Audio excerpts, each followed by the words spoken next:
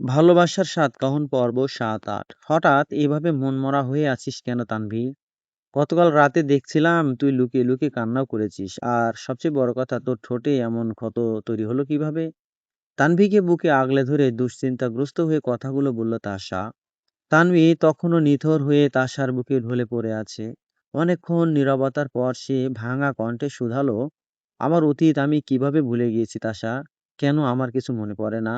কি ছিল আমার সেই অতীতে? হঠাৎ তানভীর মুখে তার অতীতের কথা শুনতে পেরে আঁতকে উঠল তাশা। দ্রুত তানভীকে তার বুক থেকে উঠিয়ে শঙ্কিত চিত্তে প্রশ্ন করল, হঠাৎ তুই তোর অতীতের ব্যাপারে ভাবছিস কেন? তোকে কেউ কি কিছু বলেছে? তানভী বিষণ্ণ মুখে বলল, না, কেউ কিছুই বলেনি। তারপর তাশার আরো কাছাকাছি গিয়ে সে উদ্গ্রীব হয়ে প্রশ্ন করল, একটা কথা সত্যি করে বলতো তাশা, আমি কি অতীতে কাউকে ধোঁকা দিয়েছিলাম? কারো সাথে চিট করেছিলাম? তাশা তানভীর মুখ দুহাতের আঁচলায় নিয়ে মোলায়েম স্বরে বলল, না তানভী, তুই কখনো কাউকে কোনো ধোঁকা দিসনি। উল্টো তোর সাথে আমাদের সাথে ধোঁকা দেওয়া হয়েছিল। শেষ কথাটা তাশা অস্পষ্ট কণ্ঠে বলল, যার কারণে তানভী কিছু শুনতে পায়নি। তানভী আবারও প্রশ্ন করলো, সে তাকে তাশা? তাশা এবার দ্বিগুণভাবে চমকে উঠল। তারপর চোখ মুখ কঠিন করে বলল, কি হয়েছে তোর? হঠাৎ এসব উল্টোপাল্টা কথা বলছিস কেন? শ্বেতা নামের কাউকে আমি চিনি না, আর তোরও এই বিষয়ে কিছু জানার দরকার নেই। এসব কথা বাদ দিয়ে তুই এখন বল তোর কি হয়েছে? তুই এত মনমরা হয়ে আছিস কেন? আর তোর ঠোঁটে এরকম আঘাত লাগলো কিভাবে? তানভী মুহূর্তে চোখ মুখ শক্ত করে বলল, আমি আমার চাকরিটা ছেড়ে দিয়েছি তাশা। তাশা অবাক হয়ে জিজ্ঞেস করলো, কিন্তু কেন? ওখানে কিছু হয়েছে তোর সাথে? তানভী নির্লিপ্ত কণ্ঠে বলল, না কিছুই হয়নি, আমি ওই পরিবেশের সাথে অ্যাডজাস্ট করে নিতে পারিনি। আর গতকাল অফিস থেকে ফেরার পথে রাস্তায় পড়ে গিয়ে হাত পা ঠোঁটে ব্যথা পেয়েছি। আর এসব নিয়ে কিছু জিজ্ঞেস করিস না আমায়। তাশা কিছুক্ষণ চুপ করে থেকে নিজের বোনের মাথায় হাত বুলিয়ে দিয়ে নরম কণ্ঠে বলল, আচ্ছা, আর কিছু জিজ্ঞেস করবো না, এখন তুই চুপচাপ শুয়ে থেকে রেস্ট নে। আমি তানভীকে বিয়ে করতে চাই আঙ্কেল, আন্টি। ড্রয়িং রুমে উপস্থিত সকলের সামনে কথাগুলো বলে উঠলেন সায়ান। অবশ্য তানভী এখানে উপস্থিত নেই। সে সকাল থেকে দরজা বন্ধ করে নিজের রুমে রেস্ট নিচ্ছে। শাহানা বেগম, সাদমান আলম এবং মাজারুল আজহার একে অপরের দিকে মুখ চাওয়াচাওয়ি করছে। তাশা আর রায়ান একপাশে দাঁড়িয়ে থেকে অবাক হয়ে সায়ানের দিকে তাকিয়ে রয়েছে। সায়ান প্রথমে বিচলিত হলেও পরক্ষণে নিজেকে ধাতস্থ করে বলতে লাগলো, আমি জানি না এভাবে আমার প্রস্তাবটা দেওয়া উচিত হয়েছে কিনা, কিন্তু আমি শুরু থেকেই তানভীকে ভীষণ পছন্দ করে আসছি। তাই ওকে বিয়ে করার কথা ভাবছি। হয়তো এটাই বলার উপযুক্ত সময়। আর তাছাড়া আমি একটা বড় মাল্টিন্যাশনাল কোম্পানিতে ভালো পোস্টে চাকরি করি। সেই হিসেবে আশা করি আপনাদের মেয়েকে আমার হাতে তুলে দিতে কোনো আপত্তি থাকবে না আন্টি আঙ্কেল। শেষ কথাটা শাহানা বেগম আর সাদমান আলমের উদ্দেশ্যে বলল সায়ান। সাদমান আলম হেসে বলে উঠলেন, সে তো আপত্তি থাকার কথা নয় সায়ান, কারণ আমরা এখানে আসার পর থেকেই তোমাকে চোখের সামনে দেখে আসছি। তুমি যথেষ্ট ভদ্র, মার্জিত এবং যোগ্য ছেলে।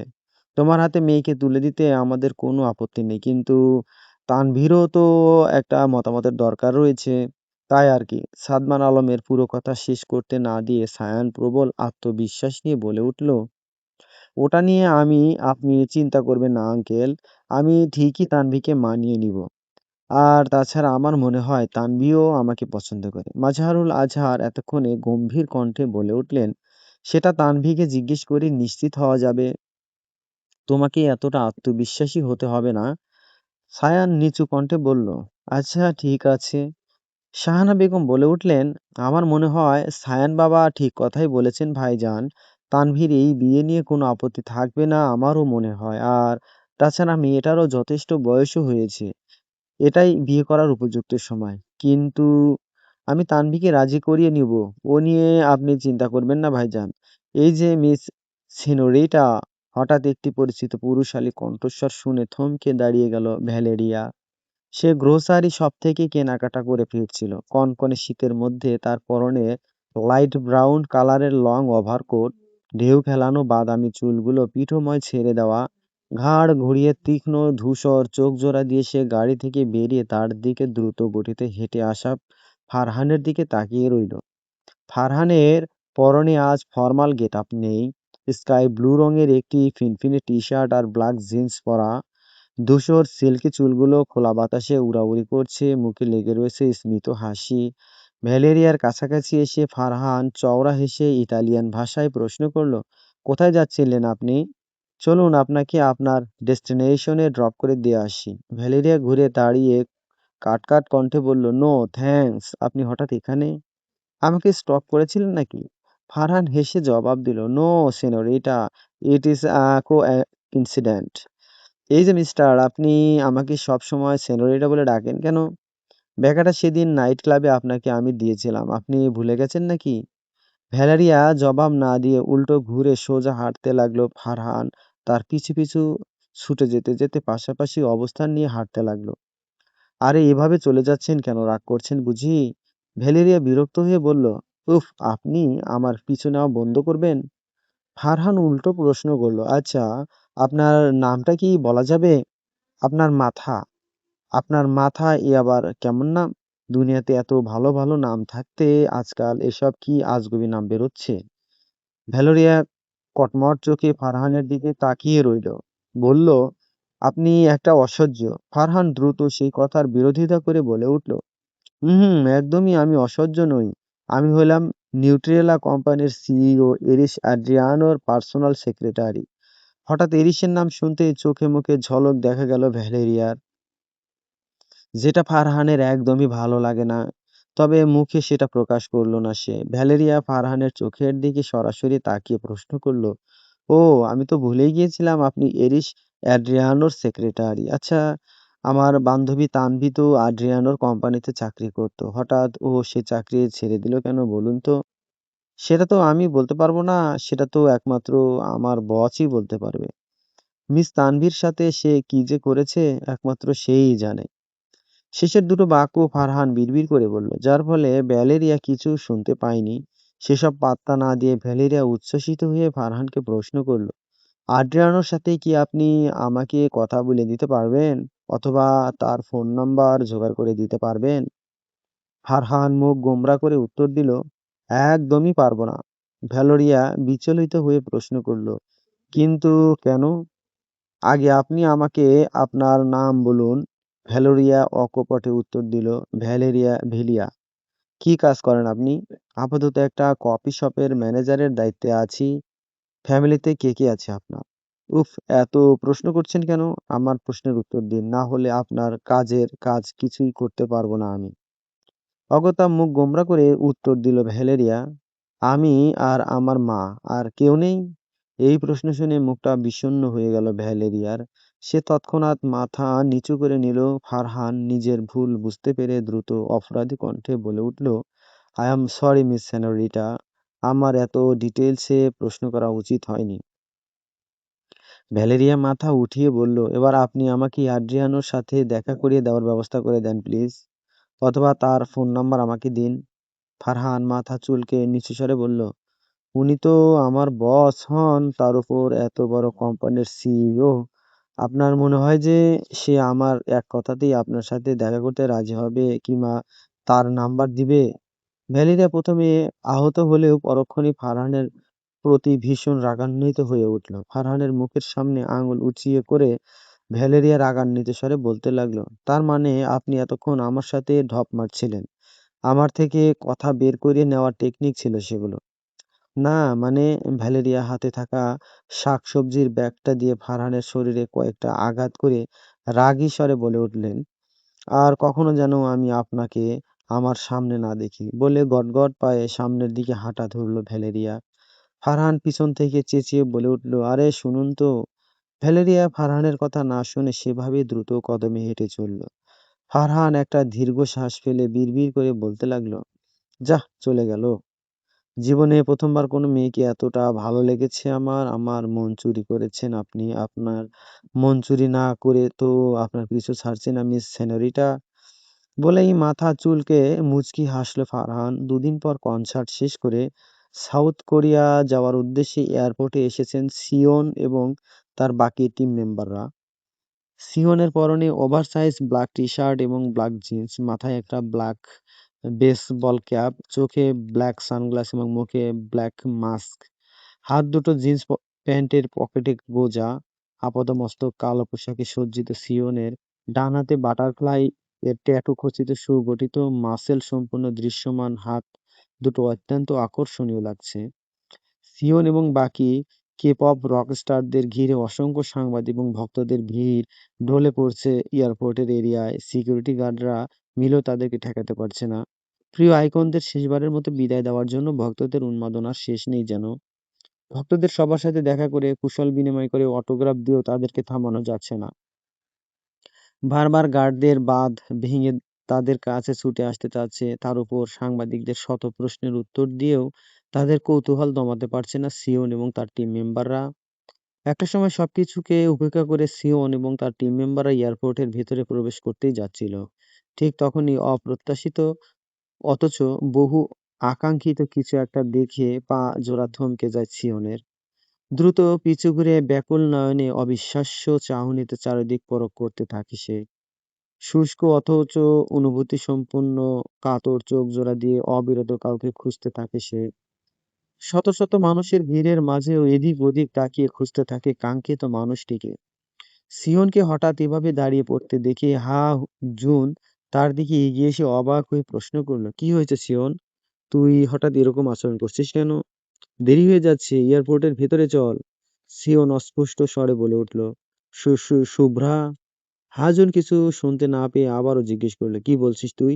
সিওন এবার গলা ভিজে স্পষ্ট কণ্ঠে বলল, একটু আগে আমি এখানে আমার শুভ্রাকে দেখতে পেয়েছিলাম।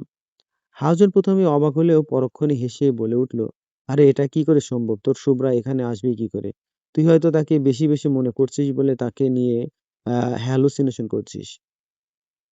সিওন এবার কিছুটা রেগে উঠে দৃঢ় কণ্ঠে বলল, আমি মোটেও হ্যালুসিনেশন করিনি।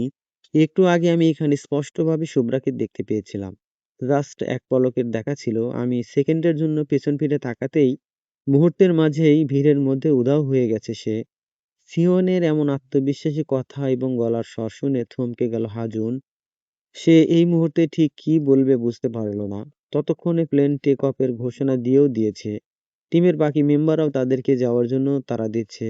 হাজন সিওনের পিঠে হাত রেখে নরম স্বরে বলল, প্লেন টেক অফের সময় হয়ে গেছে সিওন। আমাদেরকে দ্রুত ভেতরে চলে যেতে হবে। সিওন নির্লিপ্ত কণ্ঠে বলে উঠল, আমি যাব না, তোরা যা। হাজন প্রচন্ড অবাক হয়ে কিছুটা জোরে বলে উঠল, মানে কি বলতে চাচ্ছিস তুই?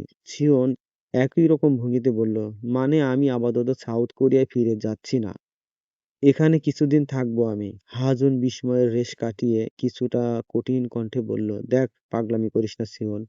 তুই যদি ভেবে থাকিস সেখান থেকে তুই তোর শুভ্রাকে খুঁজে পাবি, তাহলে সেটা একেবারে পাগলামি হয়ে যাবে। সিওন হাজুনের দিকে তাকিয়ে দাঁতে দাঁত চেপে কিছুটা কঠোর স্বরে বলল, সেটা আমার একান্ত ব্যক্তিগত ব্যাপার, আপাতত আমি যেটা বলছি সেটাই হবে। আর ভুলে যাস না আমি আমাদের ব্র্যান্ডের আর তোদের লিডার। আমার কথা মতো চলা তোদের কর্তব্য। হাজুন হতাশার নিঃশ্বাস ফেলে বলল, ঠিক আছে, তোর যেটা ইচ্ছে সেটাই কর। চাপা স্বরে কথাটা বলে লাগেজ হাতে নিয়ে হনহনিয়ে এয়ারপোর্টের ভিতরে চলে গেল হাজুন। বাকি সদস্যরা প্রথমে কিছু বুঝতে না পারলেও সিওন তাদেরকে সবটা বুঝিয়ে বলার পর তারা তাকে বিদায় জানিয়ে এয়ারপোর্টের ভেতরে চলে গেল। তাদের যাওয়ার পানে তাকিয়ে দেখে সিওন একটা দীর্ঘ শ্বাস ছাড়লো। আমার ভাই তো তানভীরকে নিজের করে নেওয়ার ব্যবস্থা করে নিল, অথচ আমি তার বড় হয়ে এখনো কিছুই করতে পারলাম না। এবার আমার ব্যাপারটা ভাবার সময়ও তো চলে এসেছে। একটা স্ট্রিট শপিং মলের ভেতর দিয়ে তাশার পাশাপাশি হাঁটতে হাঁটতে কথাগুলো বলল রায়ান। অথচ তাশা নির্বিকার। তার মুখটা ভীষণ শুকনা আর বিষণ্ণ হয়ে রয়েছে। কতক্ষণ ধরে মাথা নিচু করে হাঁটতে হাঁটতে এক মনে কি যেন ভেবে চলেছে। তাশা হঠাৎ রায়ানের তার নাম ধরে জোরে ডাকায় হকচকিয়ে নিজের চিন্তা থেকে বেরিয়ে তার দিকে তাকালো তাশা। রায়ানের দিকে প্রশ্নবোধক চাহনি নিক্ষেপ করে সে ঝটপট বলে উঠল, হুম। রায়ান কিছুক্ষণ তার মুখের দিকে তাকিয়ে থেকে শান্ত স্বরে জিজ্ঞেস করলো, কিছুক্ষণ আগে যা যা বলেছি কিছু শুনেছো? কি বলেছো? রায়ান একটা দীর্ঘশ্বাস ফেলে বলল, আচ্ছা বাদ দাও, সময় হলে তোমাকে নিজের মনের কথা জানিয়ে দিব। এখন বলো, তুমি এতক্ষণ ধরে ঠিক কি ভাবছিলে? না তেমন কিছুই না। কিছু তো অবশ্যই ভাবছিলে। আচ্ছা এটা বলো, সকালবেলা সুইট বাটারফ্লাই এর সদস্যদের সাথে এয়ারপোর্টে দেখা করতে গিয়েও কেন তাদের সামনে গেলে না তুমি? না নিজে গেলে আর না আমাকে যেতে দিলে। শেষবারের মতো নিজের প্রিয় আইডলদের সাথে দেখাও করতে পারলাম না আমি। রায়ানের কথায় চমকে উঠল তাশা। সে তো শেষবারের মতো প্রিয় মানুষটিকে প্রাণ ভরে দেখতে রায়ানের সাথে এয়ারপোর্টে গিয়েছিল। নিজেকে ভেঙে পড়া থেকে আটকাতে পারবে না জেনেও গিয়েছিল। কিন্তু আফসোস, ইহানের সম্পূর্ণ মুখ মাস্কে আবৃত থাকায় তার মুখটি দেখতে পারেনি তাশা। এই যন্ত্রণা সকাল থেকে তাকে কুঁকড়ে খাচ্ছে। এজন্যই এই বিষণ্ণতা আর উদাসীনতা। তাশা রায়ানের উদ্দেশ্যে অপরাধী ভঙ্গিতে ধীর কণ্ঠে বলল, I am so sorry. Ryan একটা দীর্ঘশ্বাস ফেলে মোলায়েম কণ্ঠে বলল, ইটস ওকে তাশা। তারপর সামনে থাকা জুয়েলারি শপের দিকে নজর পড়তেই রায়ান উচ্ছ্বসিত হয়ে তাশাকে উদ্দেশ্য করে বলল, চলো জুয়েলারি শপ থেকে তোমাকে কিছু অর্নামেন্টস কিনে দেই। না, কিছু লাগবে না আমার। আরে চলো তো। বলে তাশার উত্তরের অপেক্ষা না করে তার হাত ধরে শপের দিকে টেনে নিয়ে চলল রায়ান। তাশা অনেকবার বাধা দিলেও সে কোনো বারণ শুনল না। সারাটা দিন মিলানের ব্যস্ত এবং কোলাহলপূর্ণ রাস্তায় রাস্তায় গাড়ি নিয়ে কখনো বা হেঁটে হেঁটে ঘুরে বেড়িয়েছে ইহান। এছাড়া শুভ্রার চেহারার বর্ণনা দিয়ে অসংখ্য পথচারীকে তার কথা জিজ্ঞেস করেছে, কিন্তু কেউই তার কোনো হদিশ দিতে পারেনি। অগত্যা বারবার হতাশ হয়ে হয়েছে তাকে। সন্ধ্যাবেলা একটি কৃত্রিম আলো ঝলমলে লেকের ধারে গাড়ি থামালো ইহান। আকাশে তখন ক্ষীণ ধূসর আভার সাথে রক্তাক্ত আভা মিশে রয়েছে। কনকনে শীতের বাতাস বইছে চারদিক থেকে, যে কোনো মুহূর্তে সুপ্লফন হতে পারে। অথচ ইহানের পরনে এখনো সকালের সেই ড্রেস আপ, বাড়তি একটা শীতের কাপড়ও জড়ায়নি গায়ে। লেকের ধারে উদাস ভঙ্গিতে দাঁড়িয়ে প্যান্টের দুপকেটে দু হাত গুজে আকাশ আর লেকের চকচকে পানির দিকে স্থির দৃষ্টিতে তাকিয়ে থাকতে থাকতে একটা দীর্ঘশ্বাস ফেললো ইহান। তারপর বিষদময় স্নিগ্ধ কণ্ঠে বলতে লাগলো, তোকে আমি পেয়েও কি তবে হারিয়ে ফেললাম শুভ্রা? তুই যখন আমার হবিই না, তবে কেন দেখা দিয়েও এভাবে হারিয়ে গেলি? তোর সাথে আমার ভবিষ্যৎ আসলে কি? তোকে আমি দূরেও ঠেলে দিতে পারি না, আবার কাছেও টানতে পারি না। নিয়তি আমাদের এই কোন মোড়ে এনে দাঁড় করালো। হোয়াইট কালার ফুল স্লিভ ফ্লোরার ফ্ল্যাফি গ্রাউন্ডের সাথে হোয়াইট কালারের আকর্ষণীয় কারুকাজ করা হিজাব পরিহিত অবস্থায় ব্রাইডাল সাজে সজ্জিত হয়ে বসে রয়েছে তানভি। তার শরীরের বিভিন্ন অঙ্গ প্রত্যঙ্গ জুড়ে ডায়মন্ডের ছোট ছোট অর্নামেন্টস। চেহারায় হালকা ওয়েস্টার্ন মেকআপ। নতুন রূপে নববধূ সাজে তানভীকে দেখতে অপরূপ সুন্দরী লাগছে। আজ সায়ানের সাথে তানভীর বিয়ে। ওদের ছোট্ট ডুপ্লেক্স বাড়িটা এই সন্ধ্যায় বাহারি আলোকসজ্জায় সেজে উঠেছে। পুরো বাড়ি জুড়ে অতিথিরা বিচরণ করছে। চারদিক সকলের ব্যস্ততা আর কোলাহলে মুখরিত, অথচ তানভীর এসবে কোনো আকর্ষণ নেই যেন। সে মন থেকে কোনো একটা কারণে এই বিয়েটা নিয়ে খুশি হতে পারছে না। কেবল বাবা মায়ের জোরাজুরিতেই বাধ্য হয়েছে।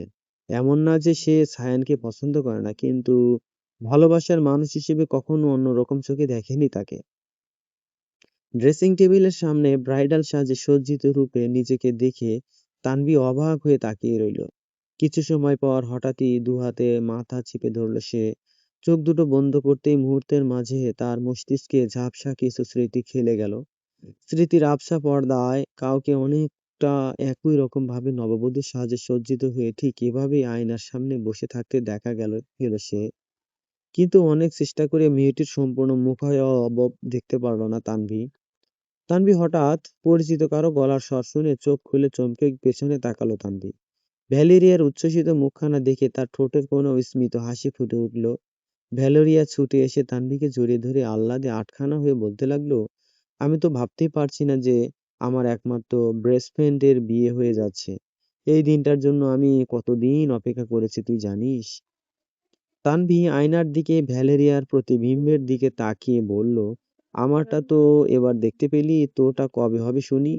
আগে তুই কয়েক বাচ্চার মা হয়ে নে, তারপর আমার বিয়ের দাওয়াত খেতে পারবি। আন্টিকে নিয়ে আসিসনি? আমার মা আর তোর মা দুজনে মিলে দুনিয়ার গল্প জুড়ে দিয়েছে। তাই আমি চলে এলাম তোর কাছে। খুব ভালো করেছিস। বিয়ের পর আমাকে পর করে দিবি না তো?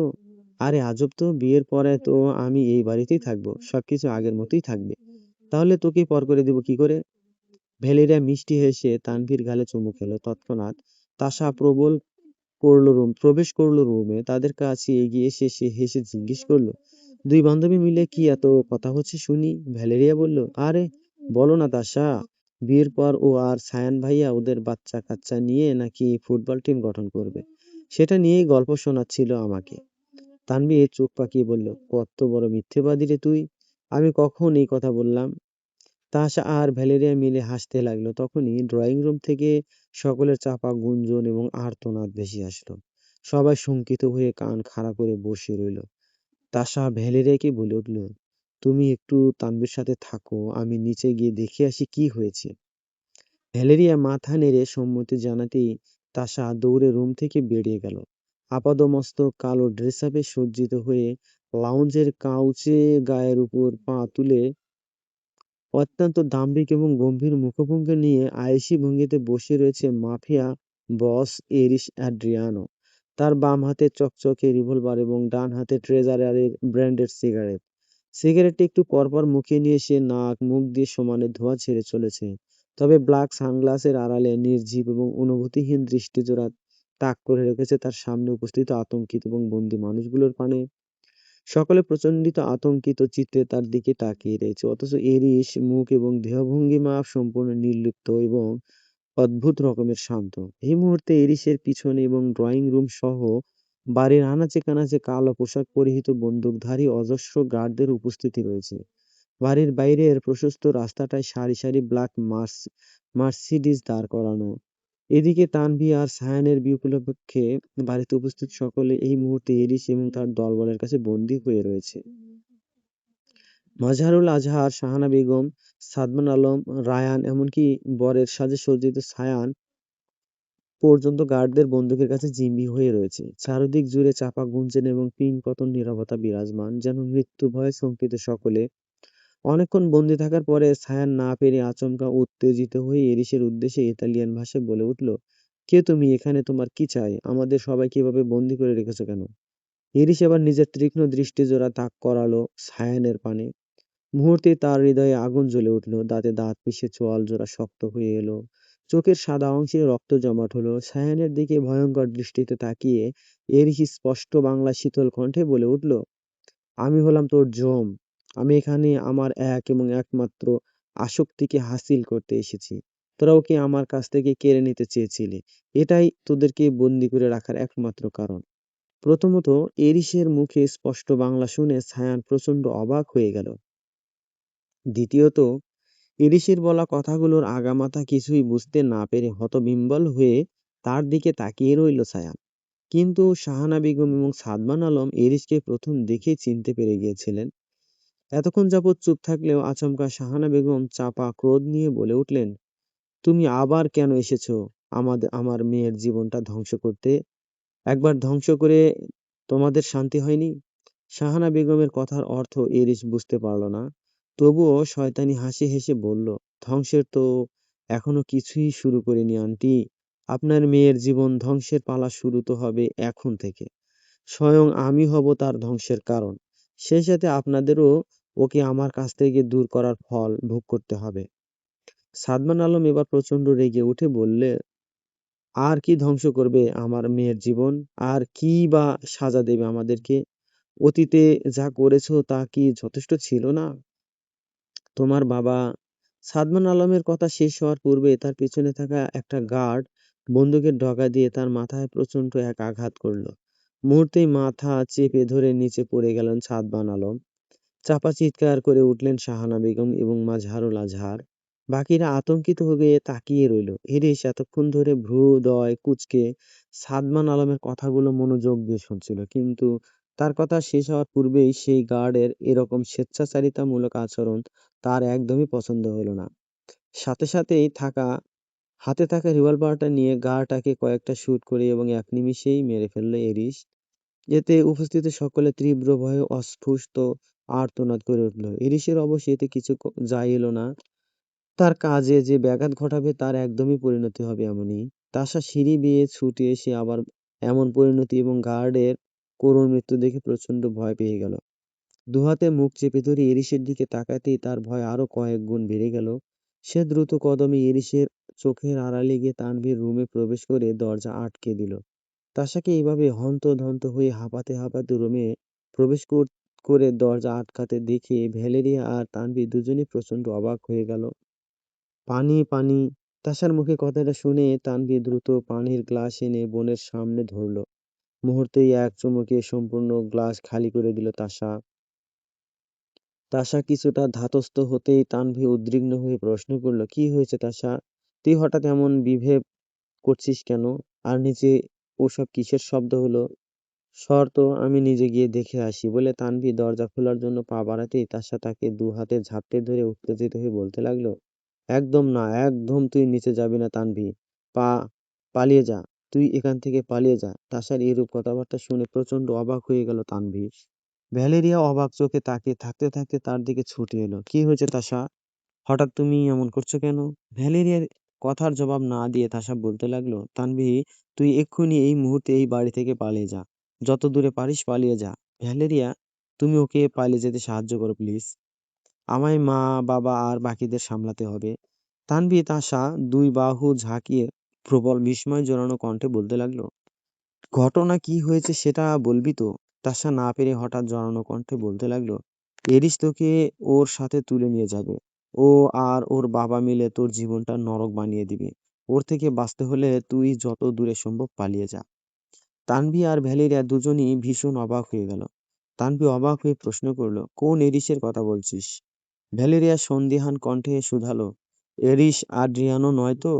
কিন্তু ও তানভিকে কেন তুলে নিয়ে যাবে? আর ওর বাবাই বা ওর ক্ষতি করবে কেন? তাসা এবার রেগে গিয়ে বলে উঠল, এসব এখন কথা বলার সময় নয়। তোমাদের আমি যা বলছি আগে সেটা করো। তানভি ব্যগ্র কণ্ঠে শুধালো, কিন্তু তোদের কি হবে? আমি তোদেরকে এভাবে একা ফেলে যেতে পারবো না। তাসা তানভীর এক গালে হাত রেখে স্নেহার্দ্র কণ্ঠে বলল, আমাদের কিছু হবে না তানভি, আল্লাহ আছেন আমাদের পাশে। ডুপ্লেক্স বাড়িটার আনাচে কানাচে শতাধিক গার্ডদের উপস্থিতি বাড়িটাকে যেন জেলখানায় রূপান্তরিত করেছে। কোনো জায়গা দিয়ে বের হওয়ার সামান্যতম ফাঁক ফোকর অবধি নেই। তবুও সে তার রুমের সিক্রেট দরজা দিয়ে বাহিরে বের হওয়ার আপ্রাণ চেষ্টা করে যাচ্ছে তানভি। ভ্যালেরিয়া অত্যন্ত ঝুঁকি নিয়ে তাকে দোতলার বারান্দায় অতিক্রম করে শেষ প্রান্তের ছোট্ট করিডোর পর্যন্ত আসতে সাহায্য করেছে। তার পাশে ছোট্ট স্টোররুম। গার্ডদের চোখ ফাঁকি দিয়ে এইটুকু রাস্তা পার হওয়াই যেন সাত সমুদ্র পার হওয়ার সমান ছিল। কিন্তু ভাগ্য নিতান্তই খারাপ ছিল তানভীর।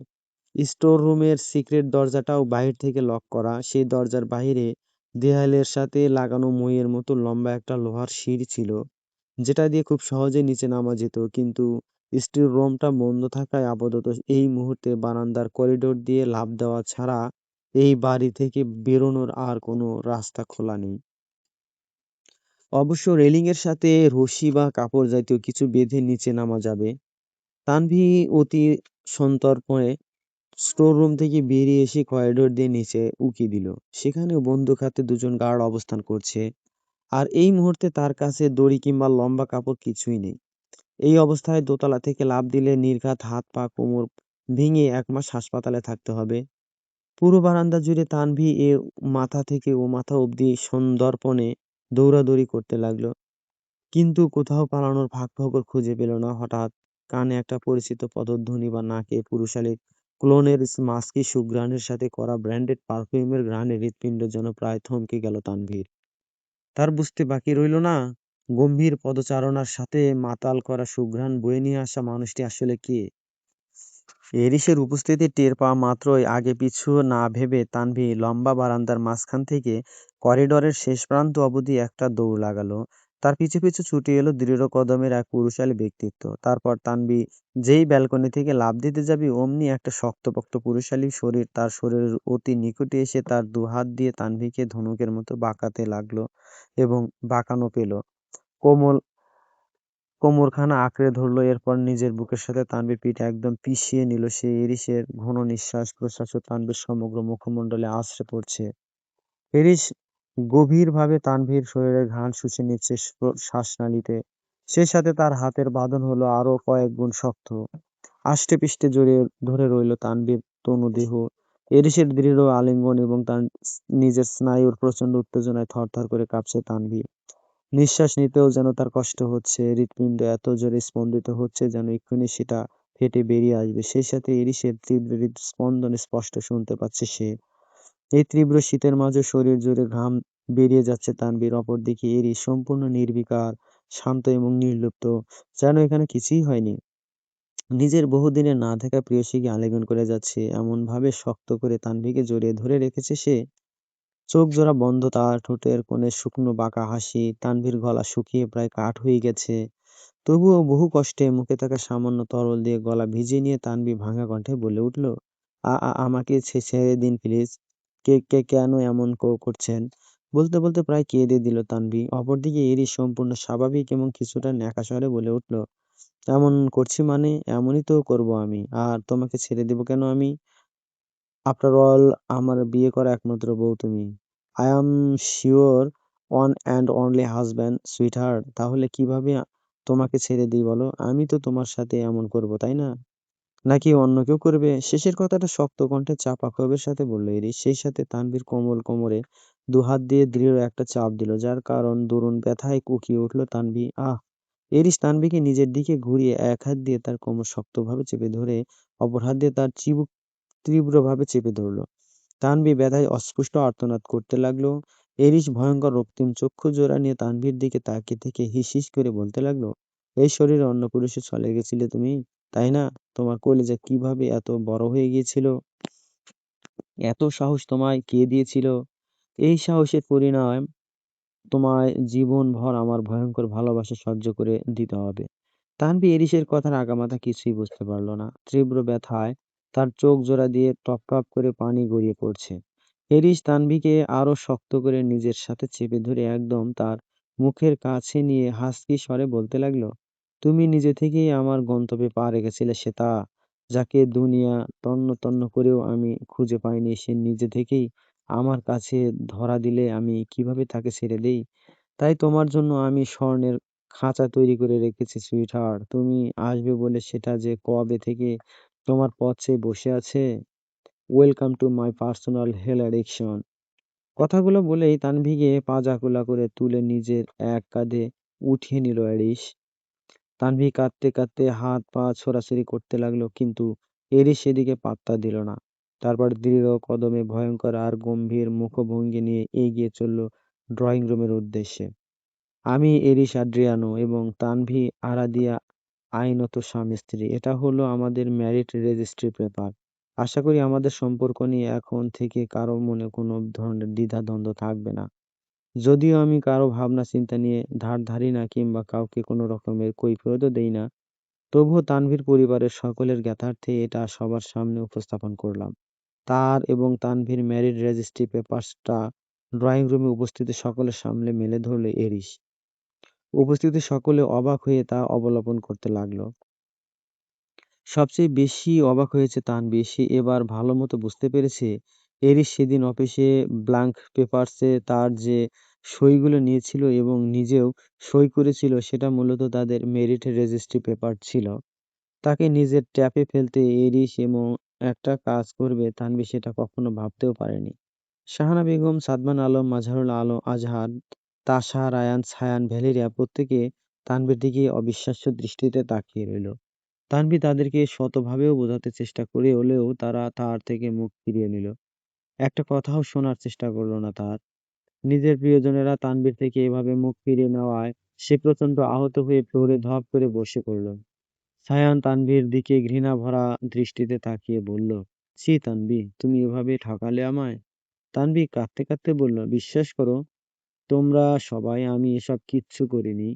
এগুলো সব সাজানো নাটক। হঠাৎ এরিস গম্ভীর কণ্ঠে বলে উঠল, ধোঁকা দেওয়া তো তোমার পুরনো স্বভাব, তাই না শ্বেতা মুবাশ্বিরা? তানভী অবাক হয়ে এরিসের মুখের দিকে তাকালো, কিন্তু এই মুহূর্তে তার বাবা মা কিংবা বোন কোনো কথা বলল না। হয়তো কোনো রকম কথা বলার মতো মানসিক পরিস্থিতিতে তারা এই মুহূর্তে নেই। এরিস সায়ানের দিকে ঈগল দৃষ্টিতে তাকিয়ে রাশভারী কণ্ঠে বলল, she is my wife right now. Speak to her with respect, otherwise your outcome will not be good, mind it. এরপর তানভীর হাত ধরে টেনে নিয়ে তাকে সোফায় বসালো এরিস। তারপর সেখানে উপস্থিত কাজী সাহেবকে উদ্দেশ্য করে গমগমে স্বরে বলে উঠল, এখন এই মুহূর্তে ধর্মীয় রীতিতে আমার আর তানভীর আবারও বিয়ে পড়াবেন আপনি। আর হ্যাঁ, আমাদের নামে কিছু পরিবর্তন থাকবে। পরিবর্তন ঠিক নয়, আমাদের আসল নামগুলো থাকবে সেখানে। সেই সাথে ওনাদের আসল নামও ব্যবহার করবেন। আমি সবার নাম বলে দিচ্ছি। শেষের কথাগুলো শাহানা বেগম এবং সাদমান আলমের দিকে তাকিয়ে বলল, এরিস। এরপর এরিস সে তার বাবা-মায়ের আসল নামের সম্পূর্ণ ইসলামী রীতিনীতিতে বেশ ভয়ে ভয়ে এরিস এবং শ্বেতার বিয়ে পড়ানো শুরু করলেন কাজী সাহেব। নগদ ১০ মিলিয়ন ইউরো দেনমোহর দিয়ে এরিস সাথে সাথে ৩ কবুল বলে ম্যারেজ রেজিস্ট্রি পেপারে সাইন করে দিল। অপরদিকে শ্বেতা নির্জীব হয়ে কলের পুতুলের মতো ৩ কবুল বলে আর রেজিস্ট্রি পেপারে সাইন করে বিয়ের দায়িত্ব শেষ করেছে। তার পরিবারের সদস্যরা এক প্রকার বাধ্য হয়ে তাদের বিয়েতে সাক্ষী হয়েছে। বিয়ের কার্যক্রম শেষ হতেই এরিস আর এক মুহূর্ত দেরি না করে সকলের সামনে তানভীকে পাজাগোলা করে কোলে তুলে নিয়ে সদর দরজা দিয়ে বাইরে বেরিয়ে গেল। সাথে সাথে তাতে পিছে নিল ড্রয়িং রুম এবং বাড়ির আনাচে কানাচে ছড়িয়ে থাকা উপস্থিত সকল গার্ড, আর পেছনে দাঁড়িয়ে রইল একদল নির্বাক নিস্তব্ধ কতগুলো মানুষ।